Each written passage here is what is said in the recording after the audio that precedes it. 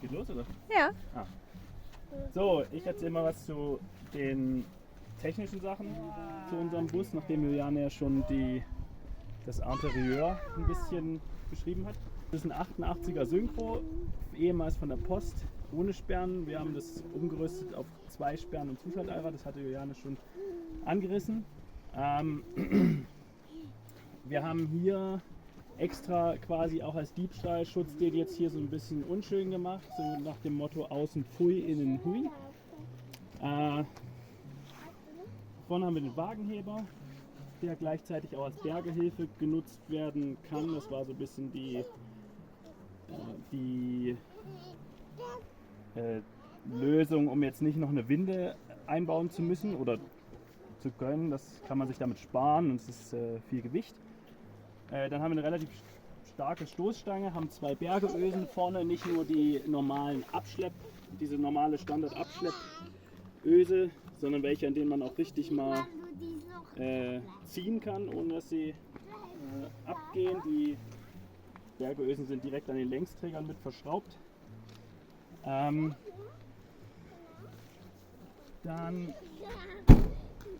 haben wir auf der Seite hier im Radlauf haben wir den Einfüllstutzen für unseren kleinen Dieseltank für die Standheizung. Der ist im Unterfahrschutz drin. Das ist immer ein bisschen schwierig zum Einfüllen, weil die Entlüftung nicht so richtig funktioniert, aber es geht schon. Dann haben wir hinten im Radlauf die Einfüllung für den Wassertank. Der Wassertank ist unten zwischen den Längsträgern auf der linken Seite.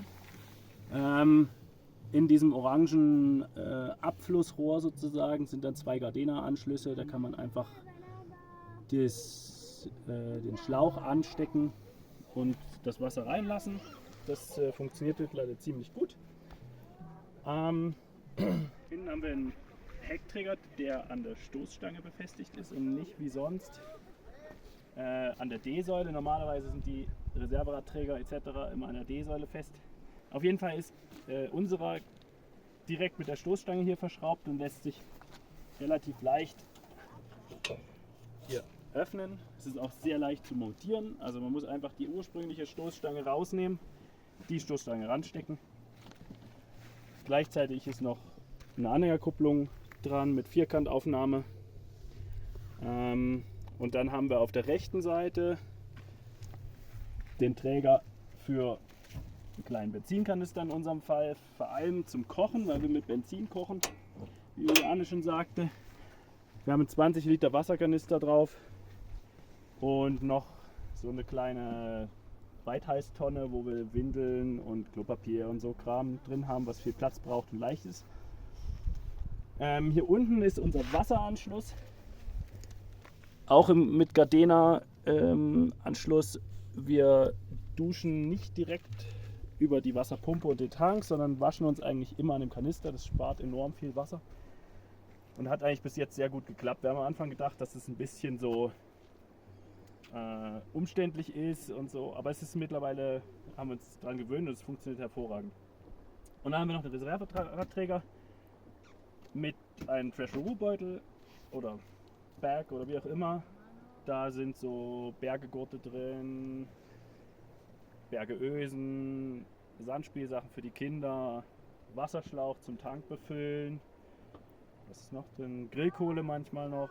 Halt so Sachen, die dreckig werden können oder dreckig sind und die kommen dann dort rein. Dann haben wir hinten bei dem Bus den Motor, wissen die meisten wahrscheinlich. Ursprünglich war ein Wasserboxer verbaut. Der musste einem AGG-Motor weichen, ein 2 Liter Motor aus dem Passat 35i.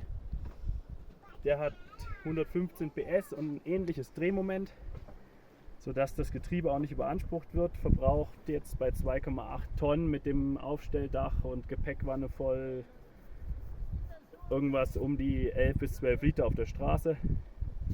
Und wir sind bis jetzt extrem zufrieden, haben nicht kein wirkliches Problem damit gehabt mit dem Motor. Selbst nach unserem Unfall, nachdem wir da irgendwie, ich weiß nicht, 200 Milliliter Öl aus den Zylindern rausgezogen haben, lief er wieder wie eine 1 und es war, ja. Also ich würde nie tauschen wollen gegen was anderes. Dann haben wir das Dach. Da haben wir 2 Solarzellen drauf, A100 Watt oder 110, ich weiß gar nicht genau. Die sind geklebt, aber zusätzlich nochmal auf eine Aluplatte, damit die ein bisschen hinterlüftet sein können und sich nicht bewegen. Also nicht in sich flexen sozusagen beim Fahren. Das macht die Zellen sonst kaputt. Und wir haben noch auf jeder Seite 2 Sandbleche bzw. Traktionshilfen, wenn man so will. Das sind, ja, viele kennen das, Maxtrax Sandbleche, aber als China-Verschnitt funktionieren hervorragend und wiegen nicht viel, deswegen können wir sie auch aufs Dach tun. Hinten Synchrotank, kennen die meisten. Vorne haben wir auch einen Tankeinfüller, nicht nochmal für Wasser, sondern zusätzlich für Benzin. Wir haben hier unten noch einen 80 Liter Benzinzusatztank drin, der hier vorne eben befüllt wird über den Einfüllstutzen quasi von dem 2WD. Der Tank ist von Virad Mechanik und unglaublich genial, einfach zu montieren, und unsere Reichweite beträgt somit ungefähr 1200 Kilometer. Vorne haben wir dann noch die Gepäckwanne, da haben wir eine große 140 Liter Tasche drin von Ortlieb. Die passt zufällig genau da rein und ist auch sehr, sehr praktisch. Sonst hatten wir noch manchmal das Bobbycar mit drauf oder so. Aber das mit der Tasche ist eigentlich optimal. Und in der Tasche sind dann so Kindersachen, Wintersachen, weil wir ja, mal ist es kalt, mal ist es warm, je nachdem, wenn man weiter im Süden ist. In Patagonien braucht man dann die ganzen Regensachen. Hier jetzt im Norden Mitte Argentinien ist es jetzt eigentlich die ganze Zeit warm und nicht regnerisch. Da können die ganzen warmen Sachen eigentlich da oben in die Tasche. Leitbar haben wir noch gehabt. Ach ja, genau. Vor dem Unfall. Stimmt. Vor unserem Überschlag hatten wir noch vorne eine Leitbar dran, eine 300 Watt Leitbar. Die war hier an der Regenrinne montiert. Mit so Halteklammer, die Markise auch noch. Ja. Und war sozusagen ohne Schrauben befestigt. Die war doch oft sehr hilfreich, weil wir uns manchmal in der Zeit so ein bisschen verzettelt haben, und dann ist es schon gut zum Stellplatz suchen, ein bisschen ordentlich Licht zu haben, obwohl wir vorne die Trucklight-Scheinwerfer haben, die gut Licht machen. Aber so eine 300 Watt Leitbar ist dann schon noch mal eine andere Nummer. Genau, dann haben wir noch die Markise. Die ist mittlerweile auch nur noch mit 2 Haltern geklemmt an der Regenrinne, was eigentlich nicht so optimal ist. Da ist leider der eine so extrem verbogen bei unserem Überschlag, dass der nicht mehr zu gebrauchen war. Normalerweise haben wir 3 Halter dran, um die Regenrinne so ein bisschen zu entlasten bzw. das Gewicht besser zu verteilen. Und die Markise ist eine 2,5 auf 2,5 Meter, meine ich, ja. Und ist auch unglaublich praktisch, so ziemlich das erste, was ich jedem, der einen Bus als Camper kauft, empfehle, weil sie ist in 3 Minuten aufgebaut, gibt Schutz vor Sonne, Regen.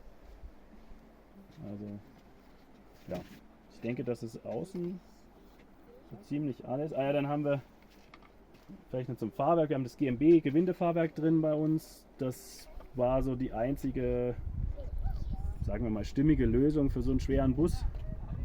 Also er wiegt, wenn er voll ist, also alles vollgetankt und beladen und alle Personen drin, wiegt er so um die 2,8 Tonnen. Und ist auch aufgelastet auf 2,8. Und das Gewindefahrwerk, ja, für so einen schweren Bus funktioniert es ziemlich gut. Sagen wir mal so. Wenn der Bus leichter ist, ist es, glaube ich, eher schwierig. Weil es halt schon doch recht straff ist. Und dann sind überall an allen Buchsen ein PU-Lager verbaut und vorne fahren wir eine 288 mm ATI 57 Bremse aus dem Audi A4. Das ist auch ein Umbau, den wir sehr schätzen gelernt haben. Gerade wenn man hier zu Passstraßen fährt und auch runter zu, da muss man halt dann nicht die ganze Zeit im ersten Gang runterzuckeln, sondern kann halt ganz normal im zweiten und auch richtig bremsen, ohne dass da irgendwie die Scheiben und die Belege anfangen zu glühen. Ja, ich denke, das ist so ziemlich alles Wichtige, was es zu sagen gibt.